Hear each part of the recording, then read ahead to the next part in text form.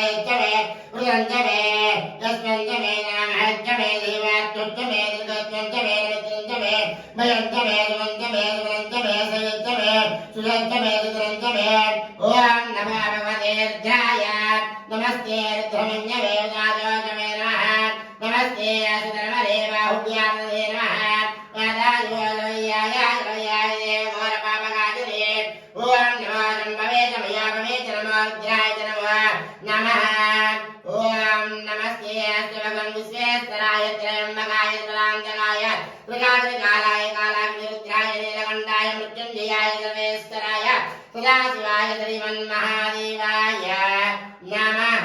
పశ్చిమ గోదావరిలో దక్షిణ కాశీగా విరాజిల్లుతున్న లక్ష్మీపాలెం గ్రామంలోని ఆలయం వద్ద ఉన్నాం. అయితే ఈ గ్రామానికి ఈ పేరు ఎందుకు వచ్చింది, ఇక్కడ జరిగే పూజా విధానాల గురించి ఇక్కడ పండితులు ఉన్నారు, వాళ్ళని అడిగి మాటల్లో తెలుసుకుందాం. సార్ చెప్పండి, ఈ ఆలయ విశిష్టత. శ్రీ గురుభ్యో నమః. అర్ధనారీశ్వర స్వరూప అన్నపూర్ణాశ్రమతి కాశీ విశ్వేశ్వర స్వామి దేవతాభ్యో నమః. ఈ ఆలయం విశిష్టత వచ్చేసరికి ఇక్కడ మనకు వశిష్ఠ మహాముని ప్రతిష్టాపితం అయినటువంటి దేవాలయాలండి. ఈ వశిష్ఠ మహాముని ప్రతిష్ఠించడం జరిగింది.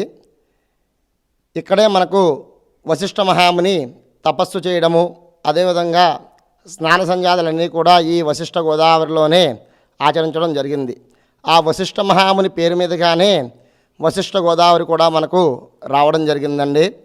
అదేవిధంగా ఈ యొక్క గోదావరి నదీ తీరాన దేవాలయం ఉండడము, అదేవిధంగా వశిష్ఠ మహాముని స్వయంగా వారు కాశీ నుంచి ఈ అర్ధనారీశ్వర స్వరూపమైనటువంటి అన్నపూర్ణాశ్రమతి కాశీ విశ్వేశ్వర స్వామి వారిని సాక్షాత్తు కాశీ నుంచి తీసుకువచ్చి వశిష్ఠ మహామునిని ప్రతిష్ఠించడం జరిగింది. వశిష్ఠ మహాముని అర్ధనారీశ్వర స్వరూపమైనటువంటి అన్నపూర్ణాశ్రమతి కాశీ విశ్వేశ్వర స్వామి వారిని ప్రతిష్ఠించడం జరిగింది.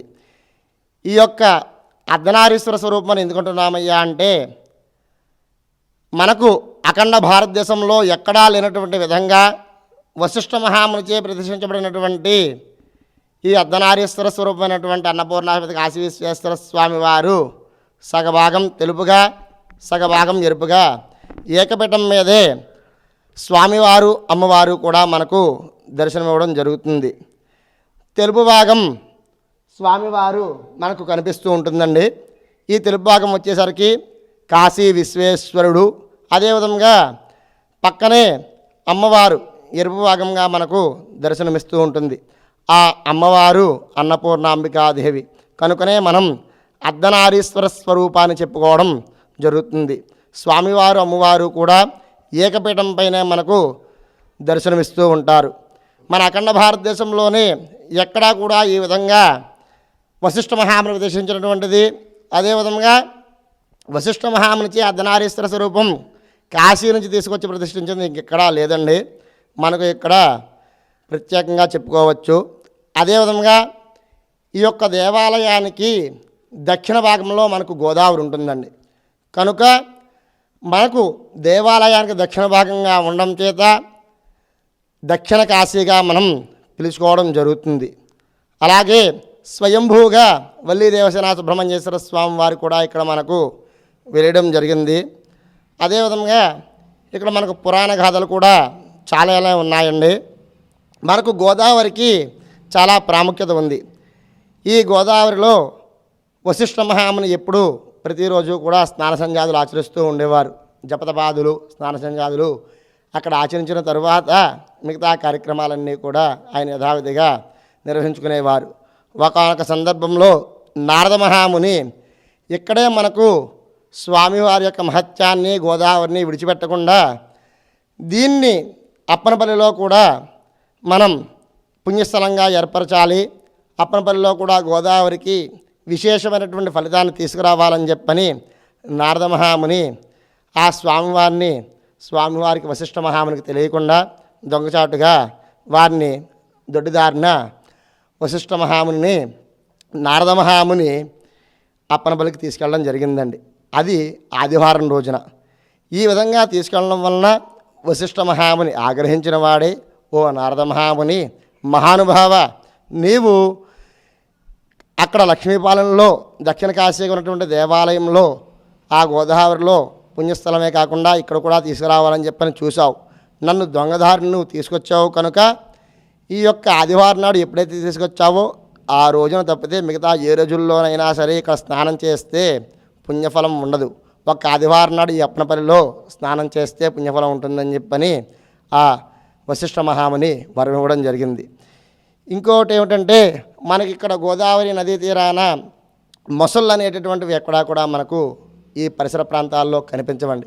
ఎందుకయ్యా అంటే ఒక సందర్భంలో ఆ స్వామివారి వశిష్ఠ మహాముని స్నాన సంధ్యాదులు ఆచరిస్తున్నటువంటి సమయంలో, అర్ఘ్యప్రధానాదులు ఆచరిస్తున్నటువంటి సమయంలో, సూర్యనారాయణకి అర్ఘ్యప్రధానం సమర్పిస్తున్నటువంటి సమయంలో ఒక మొసలు వచ్చి స్వామివారి వస్త్రాన్ని లాగడం జరిగింది. కనుక స్వామివారి వశిష్ఠ మహాముని ఆగ్రహించి, మీరు ఇక్కడ ఉండడానికి యోగ్యనయం కాదు, అర్హత లేదు మీకు, మీరు ఈ వశిష్ఠ గోదావరిని వదిలి వెళ్ళిపోండి అని చెప్పని శపించడం జరిగింది. కనుకనే ఆనాటి నుంచి ఈనాటి వరకు కూడా ఎక్కడా కూడా మనకు ఈ గోదావరిలో మొసళ్ళు అనేటటువంటివి ఎక్కడా కనిపించవు. ఇక్కడ ఇంకో విశేషం ఏమిటయ్యా అంటే కూడా మన వశిష్ఠ గోదావరిలో ఇక్కడ ఈ ప్రాంతంలో లక్ష్మీపాలెంలో ఎంతమంది స్నానం చేసినా పుణ్య పర్వదినాల్లో అనుకోండి, మనకు లక్ష్మీపాలెంలో దక్షిణ కాశీ కనుక పుష్కరాలు వస్తే లక్షలాది మంది వస్తూ ఉంటారండి. ప్రతిరోజు కూడా లక్షలాది మంది వస్తూ ఉంటారు. ఈ సమయంలో ఎంతమంది స్నానం చేసినా కానీ, తొక్కిసలాట జరిగినా కానీ ఎవరు కూడా చనిపోవడం అనేటటువంటిది జరగదు. ఇక్కడ మనకు అదొక విశేషం కూడా చెప్పుకోవచ్చు. ఇంకోటి ఏమిటయ్యా అంటే మనకు ఇక్కడ లక్ష్మీపాలెం గ్రామంలో స్వామివారికి అర్ధనారీశ్వర స్వరూపమైనటువంటి అన్నపూర్ణ కాశీ విశ్వేశ్వర స్వామివారికి పూజా కైంకర్యాలు ప్రతి నిత్యము కూడా జరుగుతూ ఉంటాయి. తెల్లవారుజాము నుంచి 365 రోజులు ప్రతిరోజు కూడా స్వామివారికి అభిషేకాదులు లోకక్షేమం కోరి చేయడం జరుగుతుంది. అలాగే మనకు ప్రతిరోజు కూడా ప్రతి నిత్యము లక్ష్మీ గణపతి హోమము, మహామృత్యుంజయ హోమము కూడా లోకక్షేమాన్ని కోరి మనం ఇక్కడ ప్రతిరోజు యాగం చేయడం జరుగుతుందండి. అలాగే వల్లీ దేవసేన సుబ్రహ్మణ్యేశ్వర స్వామి వారికి షష్ఠీ పర్వదినాల్లోనూ అదేవిధంగా మంగళవారం రోజున విశేషమైనటువంటి పూజా కైంకర్యాలు జరుగుతూ ఉంటాయి. ఎవరికైనా రుణ బాధలు, అదేవిధంగా వివాహం కాని వారికి, అలాగే సంతానం లేనటువంటి వారికి, ఉద్యోగం కోసం ఎదురు చూస్తున్నటువంటి వారికి, కాలసర్పదోషాలు, నవగ్రహ దోషాలు, రాహుకేతు కుజగ్రహ దోషాలు ఏవైనా ఉన్నా కానీ ఇక్కడికి వచ్చి దర్శించుకుని 21 వారాలు అభిషేకం చేయించుకున్నట్లయితే కనుక వారి సమస్యలు కూడా తొలగిపోయి స్వామివారి అనుగ్రహం వలన సకలము కూడా అనుకూలిస్తాయి అని చెప్పని ఇక్కడ భక్తుల యొక్క విశ్వాసము.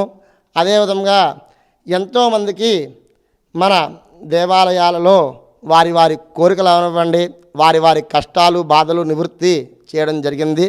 అర్ధనారీశ్వర స్వరూపమైనటువంటి అన్నపూర్ణ సమేత కాశీ విశ్వేశ్వర స్వామివారు. ఇది ఇక్కడ ఈ గోదావరికి అదేవిధంగా ఈ పరిసర ప్రాంతాల్లో ఉన్నటువంటి ప్రముఖమైనటువంటి ముఖ్యమైన దేవాలయానికి, అలాగే మన ఈ వశిష్ఠ మహాముని ప్రతిష్ఠించినటువంటి అర్ధనారీశ్వర స్వరూప అన్నపూర్ణ సమేత కాశీ విశ్వేశ్వర స్వామి దక్షిణ కాశీగా విరాజిల్లుతున్నటువంటి దేవాలయానికి ఉన్నటువంటి విశేషాలండి. ఇంకోటి ఏమిటంటే ఇక్కడ ఇది ఇండియోమీటర్ది కాదండి, దేవాలయాలను కమిటీ వారే నిర్వహించడం జరుగుతుంది. ఇది మారుమూలటువంటి కుగ్రామమైన కారణం చేత రవాణా సదుపాయం ట్రాన్స్పోర్ట్ సరిగ్గా లేకపోవడం వలన ఎంతోమందికి తెలిసిన ఇతర రాష్ట్రాల నుంచి ఇతర ప్రాంతాల నుంచి ఇక్కడికి వచ్చినా కానీ ఈ ప్రాంతానికి వచ్చేసరికి రావడానికి ట్రాన్స్పోర్ట్ సరిగ్గా లేక కట్టుకాలం నుంచి మన లక్ష్మీపాలానికి రవాణా సదుపాయం సరిగ్గా లేకపోవడం వలన కొంతమంది ఇబ్బంది పడుతున్నటువంటి పరిస్థితి కూడా ఉందండి. అలాగే మన ఈ దేవాలయాలను కూడా అభివృద్ధి చేసుకోవాల్సినటువంటి పరిస్థితి ఎంతైనా ఉంది. పరిసర ప్రాంతాలు, మన దేవాలయం పరిసర ప్రాంతాలు, అలాగే స్వామివార్లకు వస్తువులు కూడా ఏమీ సరిగ్గా లేవండి. దేవాలయాలు ఎంతో ప్రాముఖ్యత అయినప్పటికీ కూడా ప్రస్తుతానికి మన దేవాలయాలకు ఆర్థికంగా అవనివ్వండి చాలా ఇబ్బందిగానే ఉంది. ప్రస్తుతానికి కమిటీ వారే ఏదో ఇబ్బందులు పడుతూ వారు ఎదురుకు తీసుకెళ్తున్నటువంటి పరిస్థితి ఉంది. మాకు జీతాలతోటే ఎదురుకు వెళ్తుంది. కనుక ఎవరైనా వస్తు రూపేణా కానివ్వండి, లేకపోతే ధన రూపేణా కానివ్వండి, ఏ విధంగా అయినా సరే మన దేవాలయాలకు అభివృద్ధి సహాయం చేసేవాళ్ళు ఉంటే కనుక ప్రత్యక్షంగా విచ్చేసి దేవాలయ అభివృద్ధికి తోడ్పడతారని చెప్పని ప్రతి ఒక్కరిని కూడా ఆశిస్తున్నాము. నమస్కారం అండి. మనకు ఈ లక్ష్మీపాలెం గ్రామంలో దేవాలయాలతో పాటుగా పూర్వం నుంచి వస్తున్నటువంటి ఈ నాగబిల్వ చెట్టు కూడా విశేషమైనటువంటి ఫలితాన్ని సంతరించుకుంటూ ఉంటుందండి. ఇది సుమారుగా 300-400 సంవత్సరాలు పైమాటే అని చెప్పని పూర్వీకులు అంటూ ఉంటారండి. ఈ యొక్క నాగబిల్వ చెట్టు మనకి దేవాలయంలో చాలా విశేషంగా చెప్పుకోవచ్చు. ఎందుకంటే ఒక్క వేరుతోటి మొత్తం చెట్టంతా కూడా మీకు ఆ సర్పాకృతిలోని చాలా విశేషంగా ఉంటూ ఉంటుంది. అదేవిధంగా మనకు ఈ యొక్క సమీపంలో స్వామివారి పరిసర ప్రాంతాలకు పక్కన సుబ్రహ్మణ్యేశ్వర స్వామివారి దేవాలయానికి పక్కనే ఆనుకుని ఈ నాగబెల్వ చెట్టు ఉంటుందండి. ఈ చెట్టు త్వరలోనే సుబ్రహ్మణ్యేశ్వర స్వామివారి అంశాస్వరూపమైనటువంటి ఆ యొక్క సర్పము అనగా వాసుకి అంశాస్వరూపమైనటువంటి సర్పం మనకి ఇక్కడ త్రాచుపాము తిరుగుతూ ఉంటుందండి. సుమారుగా కొండశిలువ మాదిరిగా 10 అడుగులు వరకు ఉంటుందండి ఆ యొక్క సర్పము, త్రాచుపాము. ఈ భక్తులకు చాలా రేరుగా కనిపిస్తూ ఉంటుంది. ఆ యొక్క సుబ్రహ్మణ్యేశ్వర స్వామి అంశాస్వరూపంగా ఇక్కడ ఆ పామును చూస్తూ ఉంటారు. ఆ స్వామివారి దర్శనం అయితేనే తప్ప, స్వామివారి కన్ను ఉంటేనే తప్ప ఎవరికి కూడా ఆ పాము కనిపించదు. ఆ పాము కనిపించిందంటే ఇక్కడ పరిసర ప్రాంతాల వారు చాలా నమ్మకంగా సుబ్రహ్మణ్యేశ్వర స్వామి దర్శనమిచ్చాడని చెప్పని కూడా మనకు ఇక్కడ నమ్ముతూ ఉంటారు. ఏదేమైనప్పటికీ కూడా ఈ పరిసర ప్రాంతాల్లో మన లక్ష్మీపాలెం గ్రామంలో అనేక వింతలు విశేషాలకు చోటు ఉన్నటువంటి ప్రదేశం ఇది. మన ఈ పరిసర ప్రాంతాల్లో వశిష్ఠ మహాముని ప్రతిష్ఠించినటువంటి అర్ధనారీశ్వర స్వరూపమైనటువంటి అన్నపూర్ణ సమేత కాశీ విశ్వేశ్వర స్వామి వారు ఉండడము, స్వయంభూగా వెలిసినటువంటి వల్లీ దేవసేన సుబ్రహ్మణ్యేశ్వర స్వామి వారు ఉండడము, అలాగే దక్షిణ కాశీగా విరాజిల్లుతున్నటువంటి ఈ ప్రాంతంలోనే మన దేవాలయాలకు సమీపంలో దక్షిణంగా గోదావరి, ఈ గోదావరి కూడా మనకు తూర్పు నుంచి పడమరగా, పడమ నుంచి తూర్పుగా 2 విధాలుగా కూడా ప్రవహిస్తుందండి. మన కాశీక్షేత్రంలో గంగా నది ఏ విధంగా అయితే ప్రవహిస్తుందో అదేవిధంగా మనకు ఇక్కడ గోదావరి కూడా ఆ విధంగా ప్రవహించడం జరుగుతుంది. ఈ పరిసర ప్రాంతాల్లో దక్షిణ కాశీగా విరాజిల్లుతున్నటువంటి శివాలయంలో మనం ఏదైనా పూజా కైంకర్యాలు అవనివ్వండి, జపదాన తర్పణాదులు అవనివ్వండి, స్నాన సంధ్యాదులు అవనివ్వండి, ఏమి నిర్వహించినా కానీ కాశీలో నిర్వహించినటువంటి పుణ్య విశేషము